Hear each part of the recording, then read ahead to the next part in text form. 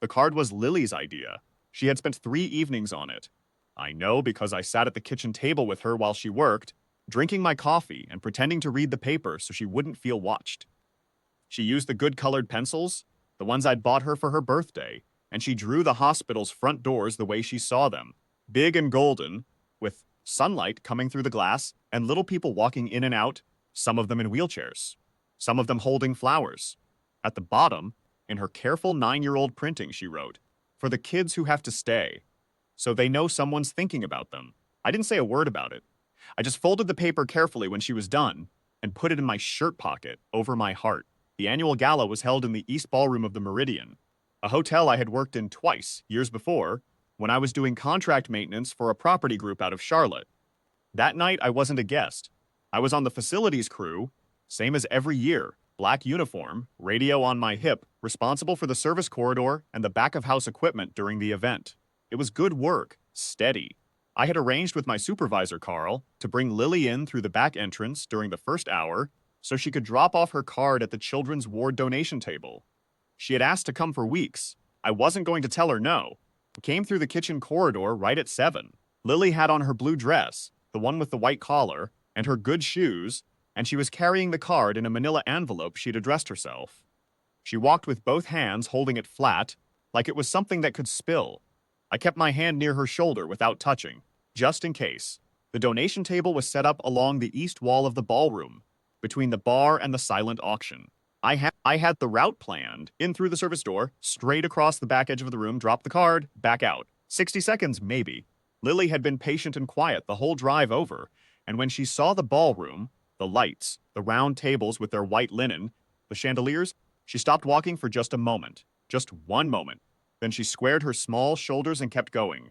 We were almost to the table when the woman stepped in front of us. I had seen Vanessa Holt before.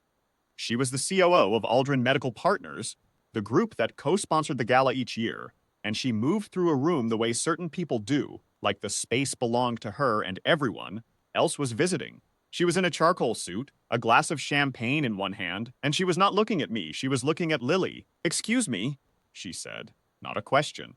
Lily looked up at her. "We're just dropping off a card," Lily said, "for the children's ward." Vanessa Holt glanced at the manila envelope, then at Lily's dress, then at my uniform. Her expression didn't shift exactly. It just settled into something colder. "The donation table is for vetted contributions," she said. "Action items, certified checks, that sort of thing."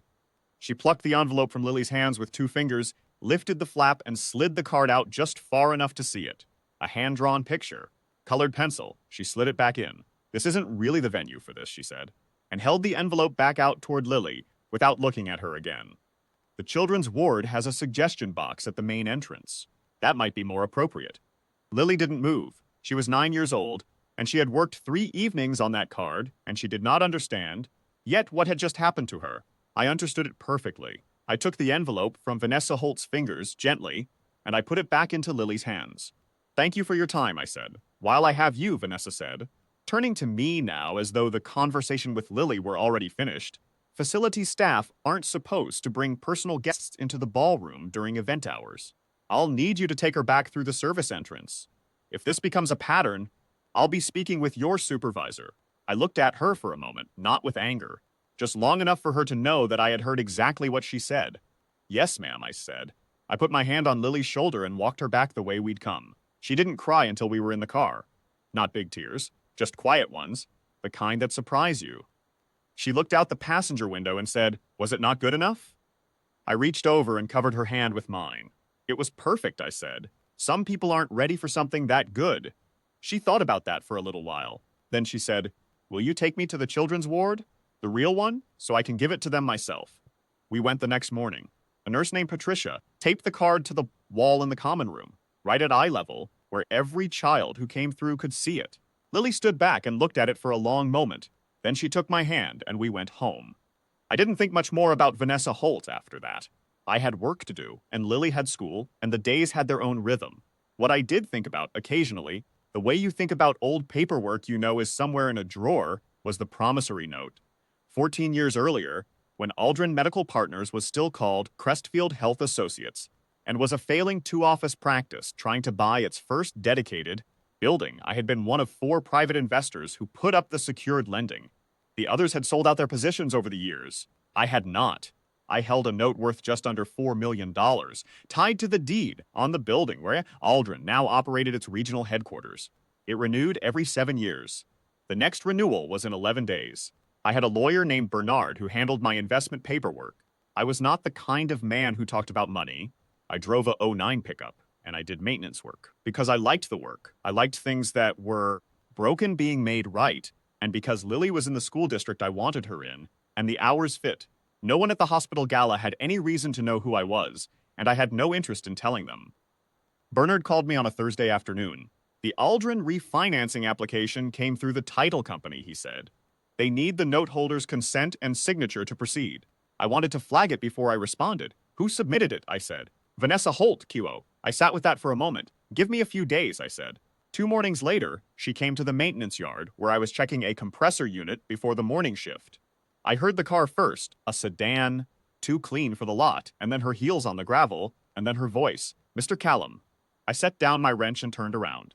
She looked different in the morning light, out of the ballroom and away from the champagne. She looked like a person who had not slept well. She had a folder under her arm and she held it the way Lily had held the card, carefully like it could spill. I understand you hold the renewal note on our building, she said. I do. Our financing is contingent on your consent. Without it, we can't close. We have a clinic expansion scheduled, 30 additional beds, pediatric wing included. She stopped. I'm asking you to sign. I looked at her steadily. I know what you're asking. She opened her mouth and I could see her trying to decide how to say the next part. She said it plainly, to her credit. I also owe you an apology. The other evening, your daughter's card. I was wrong to handle it the way I did. It was unkind, and she didn't deserve it. I nodded once. I didn't help her with the silence. She drew a picture of the hospital's front doors, I said after a moment. Big and golden, with the sunlight coming through. She wrote at the bottom, for the kids who have to stay, so they know someone's thinking about them. I paused. The nurse in the children's ward taped it to the wall. It's still there.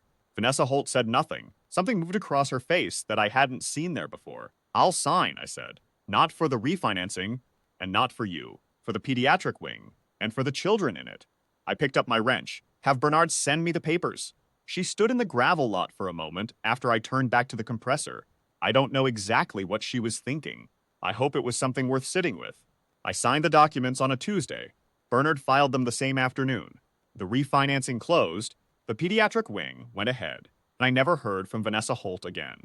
That Friday, Lily asked me what I wanted to do for the weekend. I said I wanted to take her somewhere with good light, so she could draw. She thought about it seriously, the way she does everything. The park by the river, she said, the one with the willows. Perfect, I said, and it was.